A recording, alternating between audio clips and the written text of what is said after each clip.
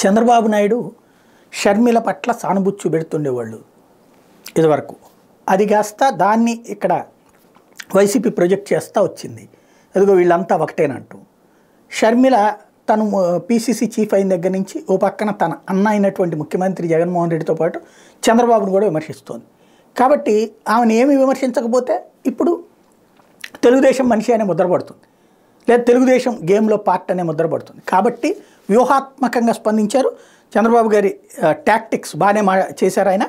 ఆయన జైలుకి వెళ్తే పాదయాత్ర చేయాలని మేము చెప్పామా?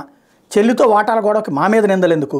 ఆస్తుల వాటా గొడవ మీదే, బాబాయిని చంపుకుంది మీరే, కుటుంబ సమస్యను రాష్ట్ర సమస్యగా చిత్రీకరిస్తున్నారు. ఇది నిన్న చంద్రబాబు గారు మాట్లాడి. ఎవరు చిత్రీకరిస్తున్నారు అసలు? కుటుంబ సమస్యను రాష్ట్ర సమస్యగా క్రిందటి ఎన్నికల్లో తెలుగుదేశం పార్టీ సృష్టించింది. ఈ 5 ఏళ్ల నుంచి కూడా వాళ్ళ కుటుంబ సమస్యని రాష్ట్ర సమస్య కింద మాట్లాడుతోంది తెలుగుదేశం.